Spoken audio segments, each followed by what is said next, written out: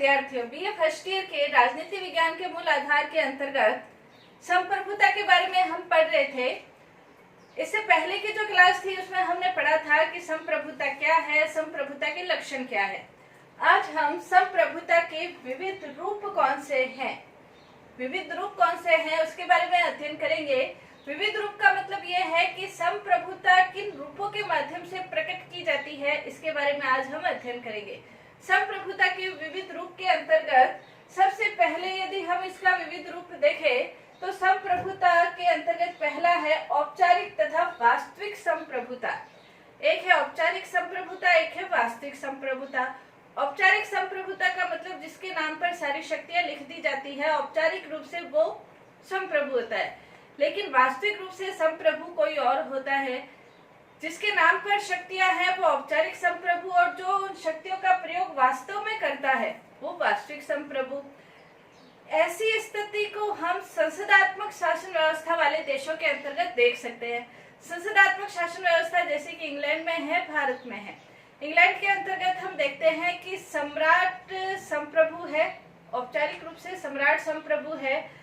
शासन की सारी शक्तियों का जो स्रोत है, सारी शक्तियां सम्राट के पास है। सम्राट उन शक्तियों का प्रयोग नहीं करता है। प्रधानमंत्री और मंत्री परिषद उन शक्तियों का प्रयोग करते हैं। तो वास्तविक संप्रभु। भारत के अंतर्गत भी संसदात्मक शासन व्यवस्था को ग्रहण किया गया है। भारत में जो राष्ट्रपति है वो हालांकि जनता के द्वारा प्रत्यक्ष अप्रत्यक्ष रूप से निर्वाचित होता है। इंग्लैंड की तरह भारत में राष्ट्रपति वंशानुगत नहीं है, लेकिन फिर भी राष्ट्रपति के नाम पर संविधान के द्वारा सारी शक्तियां प्रदान की गई है राष्ट्रपति को। राष्ट्रपति औपचारिक संप्रभु, लेकिन औपचारिक संप्रभु उन शक्तियों का प्रयोग नहीं करता है। जो उन शक्तियों का प्रयोग करता है वो वास्तविक संप्रभु। वास्तविक संप्रभु जो प्रधानमंत्री और उसका मंत्रिमंडल है वो वास्तविक संप्रभु कहलाता है। तो ये संप्रभुता का एक रूप जो हमें संसदात्मक शासन व्यवस्था के अंतर्गत देखने को मिलता है। संप्रभुता का दूसरा रूप हम कह सकते हैं वैधानिक संप्रभु और राजनीतिक संप्रभु। वैधानिक संप्रभु क्या है और राजनीतिक संप्रभु क्या है? वैधानिक संप्रभु का मतलब ये है कि संविधान के द्वारा, विधि के द्वारा, कानूनों के द्वारा संप्रभु बनाया जाता है, या जिसके पास संप्रभुता की शक्ति है वो वैधानिक संप्रभु, यानी कि विधि के द्वारा जिन्हें संप्रभु बनाया गया है। यानी कि वैधानिक संप्रभु की यदि हम विधिक संप्रभु होता है, यदि हम इसकी विशेषता देखें तो विधिक संप्रभु निश्चित है, यानी कि पता है कि संविधान के द्वारा, विधि के द्वारा कौन संप्रभु है। निश्चित होता है, कोई व्यक्ति हो सकता है या व्यक्ति समूह भी हो सकता है, तो वो निश्चित रहता है। दूसरा, इसके अंतर्गत जो शक्तियां हैं वो निहित रहती है। जो विधिक संप्रभु है उसमें संप्रभुता की शक्ति निहित है। तीसरा, इसके अंतर्गत ये जो विधिक संप्रभु होता है ये संगठित है, स्पष्ट है और सर्वोच्च है। संगठित है यानी कि संगठित है, हमें पता है कि इसके पास शक्ति है। संगठित है, स्पष्ट है और सर्वोच्च है, ये विधिक संप्रभु है। चौथी विशेषता, विधि के द्वारा ये मान्यता प्राप्त होता है।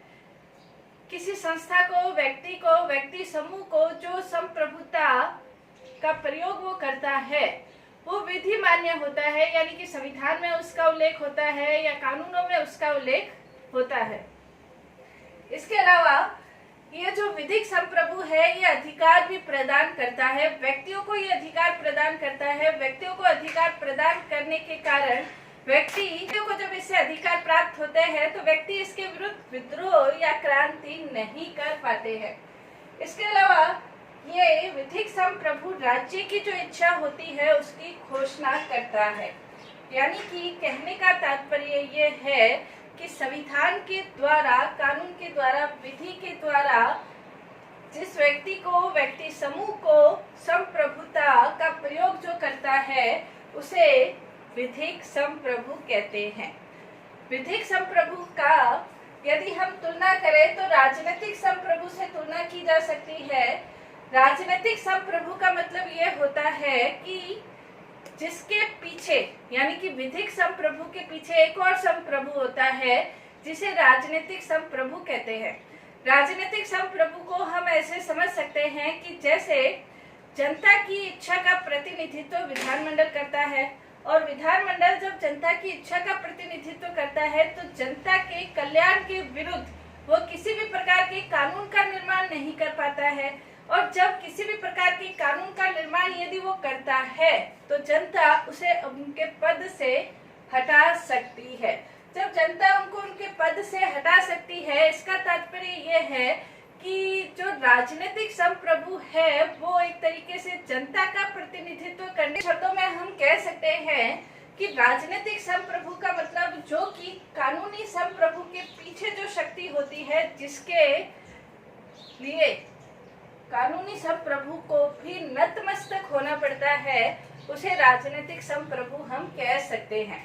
इसी प्रकार कार्यालय की एक कोटेशन है कि मैं उनका नेता हूँ, लेकिन मुझे उनके आदेशों के सामने झुकना पड़ेगा।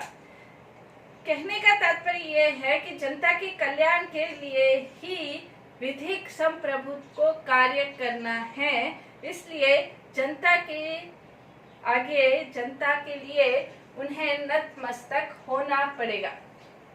गिलक्राइस्ट के शब्दों में भी हम कह सकते हैं कि राजनीतिक संप्रभु एक असंगठित रूप से ऐसा प्रभाव है, कानूनी संप्रभु के पीछे असंगठित रूप से ऐसा प्रभाव है जिसे कि कानूनी संप्रभु को उसके आगे झुकना पड़ता है। एक लाइन में यदि हम कहे विधिक संप्रभु संसद या व्यवस्थापिका, राजनीतिक संप्रभु जनता या निर्वाचक समूह, तो इस आधार पर हम इनके दोनों रूप समझ सकते हैं।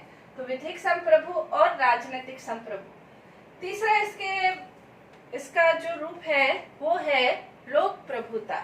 लोक प्रभुता यानी कि जो कि जनता में संप्रभुता का निवास है। कुछ लोग ये मानते हैं कि संप्रभु जनता है। इसका यदि हम वर्णन देखें तो मध्यकाल के अंतर्गत मार्सिलो पांडुआ था, उसने लोक प्रभुता का शब्द का इस्तेमाल किया था। अगर मध्य युग में देखा जाए तो रूसो ने सामान्य इच्छा में ही संप्रभुता का निवास है ऐसा कहा था। सामान्य इच्छा जनहित पर आधारित इच्छा है, जनता की इच्छा ही संप्रभुता है।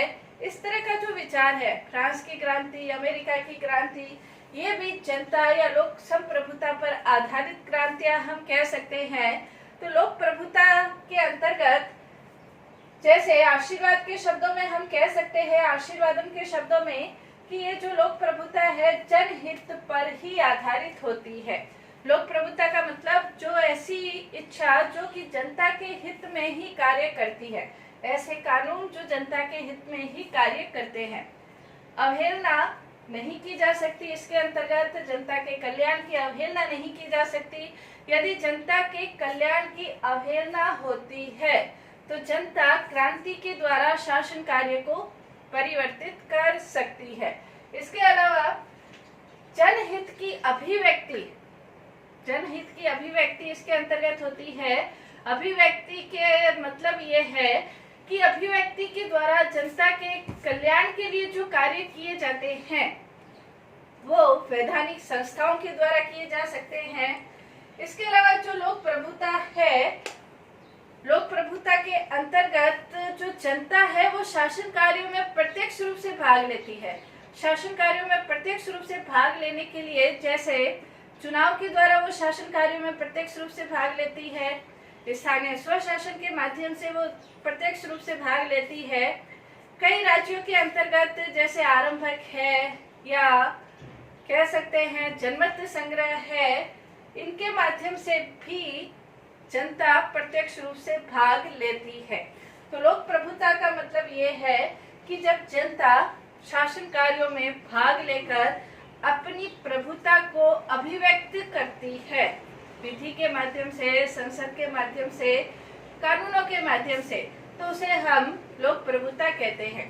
इसके अलावा लोक प्रभुता के अंतर्गत आशीर्वादम ने एक और जैसे बताया है कि इसके अंतर्गत जो शासन है वो संविधान के द्वारा मर्यादित होता है।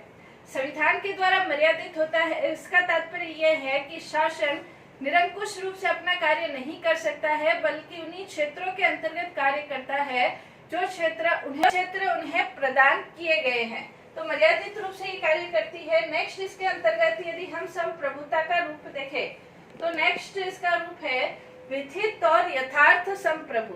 विधित संप्रभु का मतलब जो विधि के द्वारा संप्रभु बना हुआ है, और यथार्थ संप्रभु का मतलब ये है कि जिसकी आज्ञाओं का पालन वास्तविक रूप में होता है उसे यथार्थ संप्रभु कहा जा सकता है। इसको हम ऐसे समझ सकते हैं कि जैसे शासन के अंतर्गत, राज्य के अंतर्गत संविधान के द्वारा, विधि के द्वारा शासन शक्ति का प्रयोग कोई और कर रहा है, लेकिन जनता शासन किसी और के आदेशों का पालन करती है। जब जनता किसी और के आदेशों का पालन करती है तो उसे हम यथार्थ संप्रभु कह सकते हैं।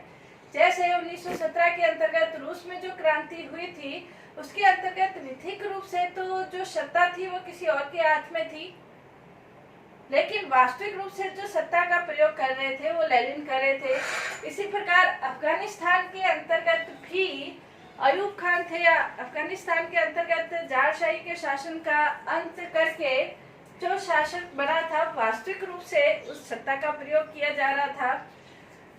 पाकिस्तान के अंतर्गत भी जैसे अयूब खान ने सत्ता ले ली थी तो उसे यथार्थ संप्रभु कहा गया।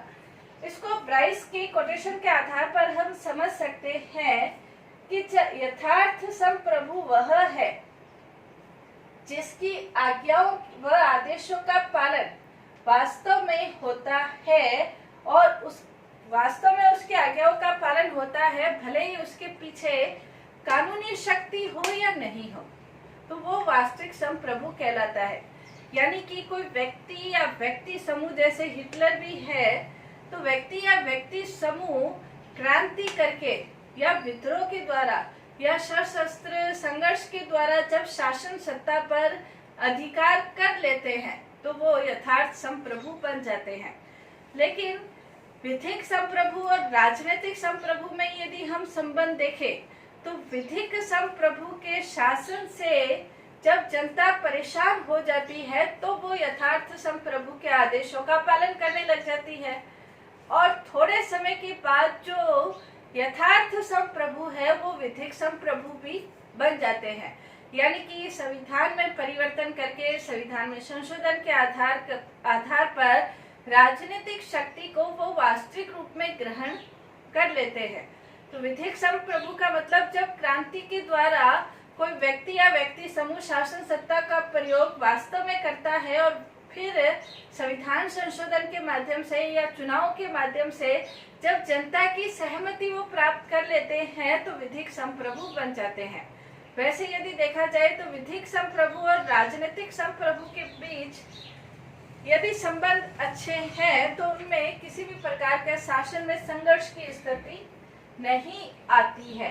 लेकिन जब जनता विधिक संप्रभु से परेशान होकर यथार्थ संप्रभु का साथ देती है तो फिर दोनों में टकराहट की स्थिति उत्पन्न होती है। तो ये संप्रभुता के विविध प्रकार के जो रूप है वो हमने पढ़े। औपचारिक संप्रभु, वास्तविक संप्रभु, वैधानिक संप्रभु, राजनीतिक संप्रभु, लोक प्रभुता और विधिक संप्रभु और यथार्थ संप्रभु, ये संप्रभुता के विविध रूप है। अब नेक्स्ट ये क्वेश्चन आपके आता है या उठता है कि संप्रभुता का वास्तव में निवास कहाँ है। राज्य के अंतर्गत संप्रभुता होती है, लेकिन संप्रभुता निवास कहाँ करती है, संप्रभुता का अधिवास कहाँ है या निवास क्या है, इसके संबंध में विभिन्न प्रकार के जो विचारक है उनकी अपनी अलग अलग राय है। जैसे कुछ विद्वानों का ये मानना है कि संप्रभुता राजा में निवास करती है। अगर हम 18वीं शताब्दी के अंतर्गत यदि देखें तो अधिकतर राज्यों के अंतर्गत राजतंत्रात्मक शासन व्यवस्था थी, इसलिए कहा जाता था जो संप्रभुता है वो राजा में निवास करती है। दूसरा, वर्तमान समय यदि देखा जाए तो कुछ विद्वानों का ये मानना है कि जनता में संप्रभुता का निवास है। जनता में संप्रभुता का निवास है तो इसका कई विद्वान विरोध भी करते हैं कि जनता का मतलब क्या। जनता में एक नवजात शिशु भी होता है और एक पागल व्यक्ति भी होता है, क्या संप्रभुता उसमें निवास करती है? तो संप्रभुता जनता में निवास करे, ऐसा नहीं है। कुछ विद्वान ये मानते हैं कि जो जनता निर्वाचन कार्य में भाग लेती है उसमें संप्रभुता का निवास है। तो क्या इस छोटे से भाग में संप्रभुता का निवास है? तो उसका विरोध किया जाता है। तीसरा इसके अंतर्गत ये है कि विधानमंडल के अंतर्गत संप्रभुता का निवास है। तो क्या विधानमंडल में संप्रभुता का निवास है? तो विधानमंडल को अपदस्थ करने वाली जो शक्ति है वो जनता है, वो उसमें परिवर्तन कर सकती है। तो फिर संप्रभुता के ऊपर कोई संप्रभु है तो उसके इसलिए ये भी नहीं कहा जा सकता कि विधानमंडल के अंतर्गत संप्रभुता है। कुछ विद्वान ये मानते हैं कि संविधान निर्मात्री जो सभा है उसके अंतर्गत संप्रभुता है, लेकिन संप्रभुता का एक गुण यह होता है कि संप्रभुता स्थायी होती है, लेकिन संविधान निर्मात्री सभा तो संविधान का निर्माण करने के बाद खत्म हो जाती है।